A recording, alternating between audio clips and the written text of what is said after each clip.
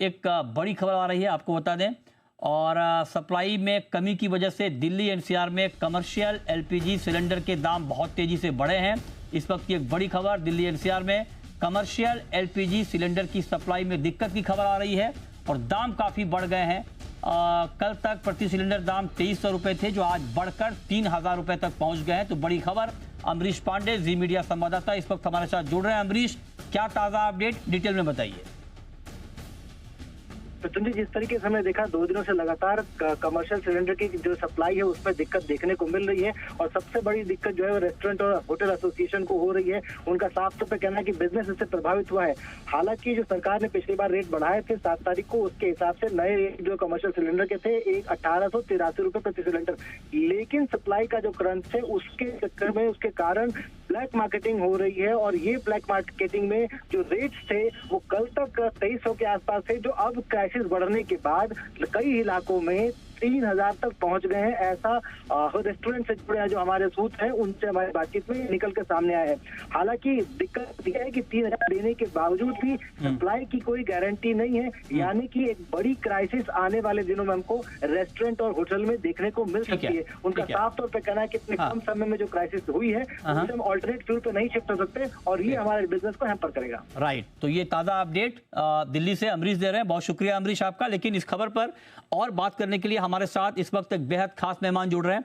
हमारे साथ हैं अनुराग कटारिया, जो कि ट्रस्टी हैं national restaurant association of India के। अनुराग जी, बहुत स्वागत है आपका जी बिजनेस पर। सीधा और डायरेक्ट सवाल आपसे यही सर, क्या देश भर में रेस्टोरेंट को इस वक्त कमर्शियल सिलेंडर की सप्लाई में दिक्कत आ रही है सर? जी हाँ, आ रही है, बिल्कुल आ रही है। हाँ। और इसमें कोई अचरज की बात भी नहीं है। हाँ। आज पूरा विश्व जिस संकट के दौर से गुजर रहा है उसमें आज पूरे जो फ्यूल सप्लाई इकोसिस्टम में दिक्कत आई है, हम उससे अछूते नहीं है। पर उससे बड़ी बात जो है, जो ज्यादा दिक्कत की बात ये है कि आज हमारे यहाँ बहुत ज्यादा कंफ्यूजन है कि क्या सरकार का क्या स्टैंस है, ऑयल मार्केटिंग कंपनीज का क्या स्टैंस है। बहुत सारे कॉन्ट्राडिक्टरी मैसेजेस आ रहे हैं। कहीं कहा जाता है कॉमर्शियल सप्लाई को रोक दिया गया है, कहीं हमें उल्टा कोई ओएमसी से मैसेज आता है कि ये सब भ्रामक बातें हैं। तो आई थिंक कहीं ना कहीं अभी जो सबसे जरूरी है, इस पैनिक का एक माहौल तो बन रहा है इसको रोकने के लिए कि सरकार एक बिल्कुल ही क्रिस्प, एक बिल्कुल ही साफ संदेश दे कि एज अ पॉलिसी आपका क्या कहना है इस बारे में। कि सिलेंडर आप दे रहे हैं या नहीं दे रहे हैं, दे रहे हैं तो क्या कम मात्रा में देंगे, क्या देंगे।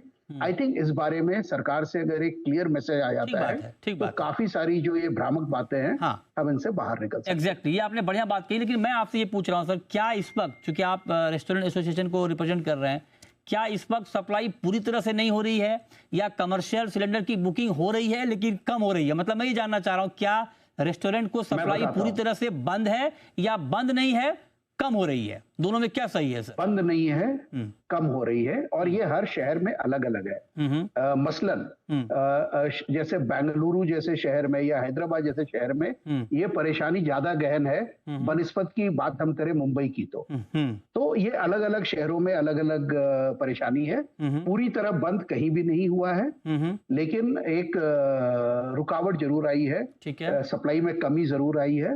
एक अगर ये ऑलरेडी क्राइसिस नहीं है तो क्राइसिस बन जाएगा अगर इस बारे में कुछ क्लियर आंसर्स नहीं आए और क्लियर अगर डिसीजंस नहीं आए। मुंबई में क्या सिचुएशन है सर? मुंबई में सप्लाई कम हो रही है या मुंबई में नहीं हो रही है सप्लाई? कम हो रही है, कम हो रही है। अच्छा, एक बात मैं आपसे और पूछना चाह रहा हूं कि क्या आप हमें ये बता सकते हैं हमारे ऑडियंस को कि क्या कितने रेस्टोरेंट पूरी तरह से कामकाज बंद कर चुके हैं या वहां पर ज्यादा दिक्कत है? ऐसा कोई डेटा सर आपके पास? नहीं, देखिए डेटा तो नहीं है, लेकिन हमारा एनआरआई काफी विस्तृत एक ग्रुप है, हर शहर के बहुत एक्टिव ग्रुप्स हैं। मैं ये तो नहीं कहूंगा कि आज के तारीख में बहुत सारे कोई रेस्टोरेंट बंद हो गए, बिकॉज अभी अर्ली डेज है। लोगों के पास स्टॉक्स होता है, जिनके पास गैस बैंक है उनके पास थोड़े स्टॉक होते हैं, ये चलेगा। लेकिन हम उस दिशा में जा रहे हैं। पर मैं आपको ये जरूर कहना चाहूंगा कि ये जो पूरी जो एक किल्लत है, इसका सबसे ज्यादा फर्क और सबसे ज्यादा खामियाजा छोटे जो रेडी वाले होते हैं, छोटे रेस्टोरेंट वाले होते हैं, उनको होगा। अच्छा। क्योंकि उनके पास गैस बैंक नहीं है। बिल्कुल। वो एक सिलेंडर एक बार में लाते हैं, काम करते हैं, वो वड़ा पाव बना रहे हो, चाहे वो एग रोल बना रहे हो, तो आई थिंक वहां पे परेशानी ज्यादा बृहत होगी। ठीक है। रेस्टोरेंट्स के पास बैंक होते हैं, उनके पास 1-2 दिन का होगा, एंड मेरे को पूरा भरोसा है कि तब तक इस मामले में सरकार एक साफ-साफ दिशा निर्देश दे देगी। सर एक सवाल और, क्या इस वजह से रेस्टोरेंट अभी खाने पीने के दाम भी बढ़ा रहे हैं? ऐसी भी कोई खबर है क्या? नहीं, बिल्कुल नहीं, बिल्कुल नहीं। ओके। बात अभी दाम पे आई नहीं है, ठीक है। बात फिलहाल सप्लाई पे है। ओके।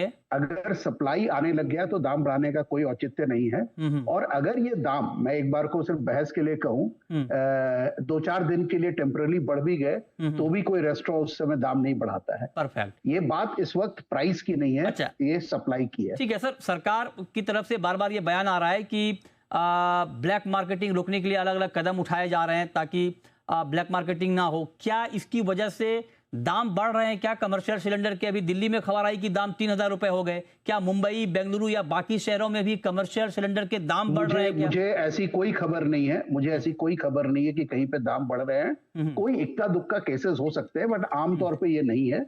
बट वही मैं कहता हूं, अगर सरकार ये चाहती है कि इसकी ब्लैक मार्केटिंग नहीं हो, तो बहुत बहुत क्लियर दिशा निर्देश जारी करे और हमको मालूम चले ना। अगर हमें मालूम है कि हमको रेस्ट्रिक्टेड नंबर ऑफ सिलेंडर्स आ रहे हैं, हम प्लानिंग वैसे करेंगे। नहीं आ रहे हैं तो हम प्लानिंग वैसे करेंगे। आपको कोई ऑफिशियल सूचना नहीं है? मतलब आप लोगों को कोई ऑफिशियल सूचना नहीं आई है सरकार की तरफ से कि आपके लिए क्या नया प्रोविजन कर रही है सरकार? नहीं, हम लोगों ने आदरणीय पेट्रोलियम मंत्री को 2 दिन पहले एक खत भी लिखा है।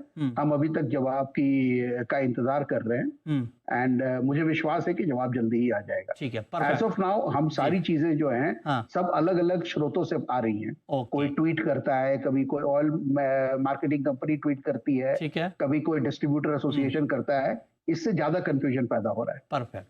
बहुत शुक्रिया अनुराग जी आपका हमारे साथ जुड़ने के लिए और इन तमाम सवालों के जवाब देने के लिए। तो आपको पैनिक नहीं करना है, जो बात अभी अनुराग जी कह रहे हैं, और एक्चुअल सिचुएशन को मॉनिटर करना है, सरकार भी मॉनिटर कर रही है। बहुत शुक्रिया सर आपका इन तमाम सवालों के जवाब देने के लिए। छोटा सा